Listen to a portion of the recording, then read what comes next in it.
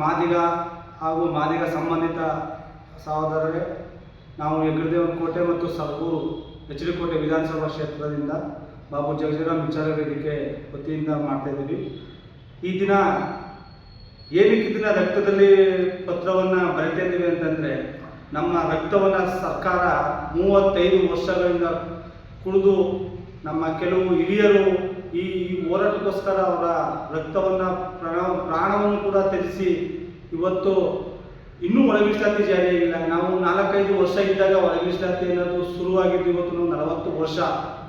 ಇಷ್ಟು ವರ್ಷ ಆದರೂ ಕೂಡ ನಮ್ಗೆ ಇನ್ನೂ ಒಳ ಮೀಸಲಾತಿ ಸಿಗ್ತಾ ಇಲ್ಲ.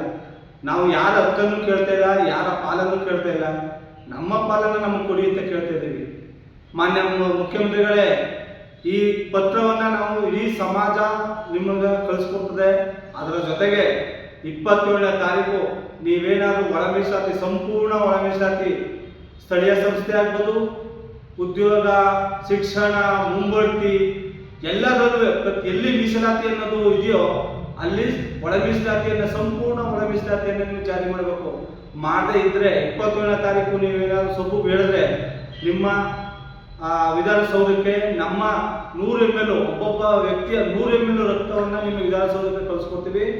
ನಮ್ಮ ಇಡೀ ರಕ್ತನೆಲ್ಲ ಕುಡಿದಿದ್ರಿ, ಈಗ ನಮ್ಮೆಲ್ಲರ ರಕ್ತವನ್ನು ನಿಮಗೆ ಕೊಡ್ತೀವಿ. ವಿಧಾನಸೌಧಕ್ಕಾದ್ರೂ ತಗೊಳ್ಳಿ, ನೀವ್ಯಾರು ಏನಾದರೂ ಮಾಡಿ, ನಿಮಗೆ ಎಲ್ಲರೂ ಇದನ್ನು ನಮ್ಮ ಮಾದಿಗ ಸಂಬಂಧಿತ ಎಲ್ಲ ನಮ್ಮ ಸಮುದಾಯದ ಎಲ್ಲರೂ ಕೂಡ ಇದನ್ನು ಮಾಡಿ, ಹೋರಾಟವನ್ನು ಮಾಡಿ, ರಕ್ತವನ್ನು ಕಳಿಸುವಂಥ ಒಂದು ಹೋರಾಟವನ್ನು ನಾವು ಮಾಡೋಣ ಅಂತ ಎಲ್ಲರೂ ಹೇಳ್ತಾ ನನ್ನ ಮಾತನ್ನು ಮುಗಿಸ್ತಾ ಇದ್ದೀನಿ. ಹೋರಾಟ, ಮೀಸಲಾತಿಯ ಹೋರಾಟವನ್ನು ಈ ಸಮಾಜ ಎಲ್ಲರೂ ಕೂಡ ನೋಡಿದ್ದಾರೆ. ಇಡೀ ರಾಜ್ಯದಿಂದ ಈ ಸಂಘಟನೆಗಳು ಕೂಡ ಹೋರಾಟ ಮಾಡ್ಕೊಂಡು ಬಂದಿದ್ದಾರೆ. ಅದು ಕೂಡ ಈ ಸರ್ಕಾರ ಸೊಪ್ಪಾಕಿಲ್ಲ. ಈ 27ಕ್ಕೆ ಮೀಸಲಾತಿಯನ್ನು ನಿಗದಿಪಡಿಸ್ತೀನಿ ಅಂತ ಹೇಳ್ತಾ ಇದ್ದಾರೆ. ಯಾವ ನಂಬಿಕೆ ಅನ್ನೋದು ಕೂಡ ನಮಗೆ ಇಲ್ಲ. ಆದರೆ ಸಂದರ್ಭದಲ್ಲಿ ನಾವು ಕೂಡ ತಾಲೂಕು, ರಾಜ್ಯ ಮಟ್ಟ, ಜಿಲ್ಲಾ ಮಟ್ಟ ಕೂಡ ಹೋಗಿದ್ದೀವಿ. ಏನೂ ಕೂಡ ನಮಗೆ ಅನ್ನಿಸ್ತಾ ಇಲ್ಲ ಈ ಮೀಸಲಾತಿ ಬಗ್ಗೆ ಈ ಸರ್ಕಾರ ಏನು ಮಾಡುತ್ತೆ ಅಂತ. ಈ ಸಂದರ್ಭದಲ್ಲಿ ನಾವು ನಮ್ಮ ರಕ್ತದಲ್ಲಿ, ಇಡೀ ಹೆಗ್ಗಡದೇವನಕೋಟೆ ತಾಲೂಕಲ್ಲಿ ನಮ್ಮ ರಕ್ತದಲ್ಲಿ ನಾವು ಕರಾರು ಪತ್ರವನ್ನು ಪೋಸ್ಟ್ ಮುಖಾಂತರ ಮಾಡಬೇಕು ಅಂತ ಹೇಳಿ ನಮ್ಮ ಸಮಾಜ ಎಲ್ಲೆಲ್ಲದೆ ಈ ಥರ ಮಾಡಬೇಕು ಅಂತ ನಾನು ಭಾವಿಸ್ತಿದ್ದೀನಿ. ಆದರೆ ಈ ಸಂದರ್ಭದಲ್ಲಿ ನಾವು ನಮ್ಮ ರಕ್ತದಲ್ಲಿ ನಮ್ಮ ಕುಟುಂಬದ ಸೇರಿ ರಕ್ತವನ್ನು ಹೀರ್ಕೊಂಡಿದೆ, ಈ ಸಮಾಜದ ರಕ್ತವನ್ನು ಹೀರ್ಕೊಂಡಿದೆ. ಈ ಸಂದರ್ಭದಲ್ಲಿ ನಮ್ಮ ರಕ್ತವನ್ನು ಇನ್ನೂ ಹೀರ್ಕೊಳ್ಳಿ ಅಂತ ಹೇಳಿ ನಾವು ರಕ್ತನ ಕೂಡ ಪೋಸ್ಟ್ ಮುಖಾಂತರ ರವಾನೆ ಮಾಡ್ತಾ ಇದ್ದೀವಿ. ಈ ಸಂದರ್ಭದಲ್ಲಿ ಮಾತಾಡೋಕ್ಕೆ ಅವಕಾಶ ಮಾಡಿಕೊಟ್ಟ ನಮ್ಮ ಸ್ನೇಹಿತರಿಗೂ ನಾನು ಅಭಿನಂದನೆ ಹೇಳ್ತೀನಿ.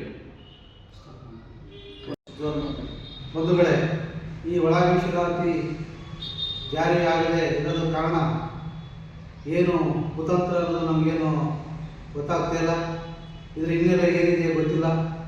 ಈ ಮಾದಿಗ ಜನಗಳ, ನಿರುದ್ಯೋಗಿಗಳ ಕಣ್ಣೀರು ಹೊರ ಜಾಗದಲ್ಲಿ ರಕ್ತ ಬರುವಂಥ ಸ್ಥಿತಿಯಲ್ಲಿ ತಂದು ನಿಲ್ಲಿಸಿದೆ ಸರ್ಕಾರ. ಇದರ ಹಿನ್ನೆಲೆ ಯಾರ ಸಪೋರ್ಟ್ ಇದೆಯೋ ಗೊತ್ತಿಲ್ಲ. ಒಳ ಮೀಸಲಾತಿ ಜಾರಿ ಮಾಡಬಹುದು ಅಂತ ಅವರ ಕುಮ್ಮಕ್ಕಿಂದ ನೀವು ಮಾನ್ಯ ಮುಖ್ಯಮಂತ್ರಿಗಳು ತಥಾಸ್ಥ ಆಗಿದ್ದಾರೆ ಗೊತ್ತಿಲ್ಲ.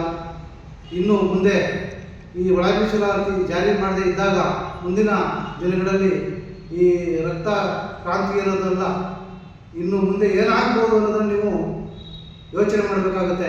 ದಯಮಾಡಿ ಅದಕ್ಕೆಲ್ಲ ಅವಕಾಶ ಆಗಬಾರ್ದಾಗೆ, ಒಳ ಮೀಸಲಾತಿನ ಯಾವುದೋ ಮಾತು ಕೇಳಿದಾಗೆ ಒಳ ಮೀಸಲಾತಿನ ಜಾರಿ ಮಾಡಬೇಕು ಅಂತೇಳಿ ಈ ಸಂದರ್ಭದಲ್ಲಿ ನಾನು ಮಾತಾಡೋಕ್ಕೆ ಇಷ್ಟಪಡ್ತೇನೆ. ನನ್ನ ಹೆಸರು ನಾಗರಾಜು, ಮಳೆಯೂರು, ಸರಗೂರು ತಾಲೂಕು, ಬಾಬು ಜಗಜೀವರಾಮ್ ವಿಚಾರ ವೇದಿಕೆ ಕಾರ್ಯದರ್ಶಿ. ಬಂಧುಗಳೇ, ನಾವು ಸರ್ಕಾರಕ್ಕೆ ನಮ್ಮದು ಇದೇ ತಿಂಗಳು 27ನೇ ತಾರೀಕು ಸಂಪೂರ್ಣ ಒಳ ಮೀಸಲಾತಿ ಜಾರಿ ಮಾಡಬೇಕು ಅಂತ ಮಾನ್ಯ ಮುಖ್ಯಮಂತ್ರಿಗಳಿಗೆ ಮನವಿ ಮಾಡ್ಕೊತಾ ಇದ್ದೀವಿ. ಆದರೆ ನನ್ನ ರಕ್ತದಿಂದ ಬರೆದು ಮನಸ್ಪೂರ್ವಕವಾಗಿ ವಿಧಾನಸೌಧಕ್ಕೆ ಇದನ್ನು ಕಳಿಸ್ಕೊಡ್ತಾ ಇದ್ದೀನಿ ಮುಖ್ಯಮಂತ್ರಿ ಅವರಿಗೆ. ಸಂಪೂರ್ಣವಾಗಿ 27ನೇ ತಾರೀಕಿಗೆ ಒಳ ಮೀಸಲಾತಿ ಜಾರಿ ಮಾಡಬೇಕು ಅಂತ ತಮ್ಮಲ್ಲಿ ಮನವಿ ಮಾಡ್ಕೊತಾ ಇದ್ದೀನಿ. ಆಮೇಲೆ ರಕ್ತ ಅಲ್ಲ, ಪ್ರಾಣ ಸುಧಾ ಕೊಡೋಕೆ ನಾವು ಸಿದ್ಧವಾಗಿರ್ತೇವೆ. ಇವತ್ತು 4 ಜನ ಕೂತ್ಕೊಂಡು ಈ ರಕ್ತದಲ್ಲಿ ಬರಿತೇವೆ. ನಾಳೆ 4,000 ಜನ ಇದೇ ಸರಗೂರು ತಾಲೂಕು, ಕೋಟೆ ತಾಲೂಕು ಜನಗಳು ಇದೇ ರಕ್ತದಲ್ಲಿ ಬರೆದು ಇದೇ ವಿಧಾನಸಭೆ ಕಳಿಸ್ತಾ ಇದ್ವಿ ಅಂತ ಕೇಳ್ಕೊತಾ ಇದ್ದೀನಿ. ಇಂತಹ ನೈಜ, ಇಂಟ್ರೆಸ್ಟಿಂಗ್ ಹಾಗೂ ಕ್ಯೂರಿಯಾಸಿಟಿ ಸುದ್ದಿಗಳು ನಿಮಗೆ ಸಿಗಬೇಕು ಅಂದರೆ ಇಂಡಿಯಾ ಫಸ್ಟ್ ಟಿವಿ ಸಬ್ಸ್ಕ್ರೈಬ್ ಮಾಡಿ. ಒಂದು ಲೈಕ್ ಕೊಟ್ಟು ವಿಡಿಯೋ ಶೇರ್ ಮಾಡುವ ಮೂಲಕ ನಮ್ಮನ್ನು ಮತ್ತಷ್ಟು ಪ್ರೋತ್ಸಾಹಿಸಿ. ಇಂಡಿಯಾ ಫಸ್ಟ್, ನಿರ್ಭೀತಿಯಿಂದ ನಿಮಗಾಗಿ.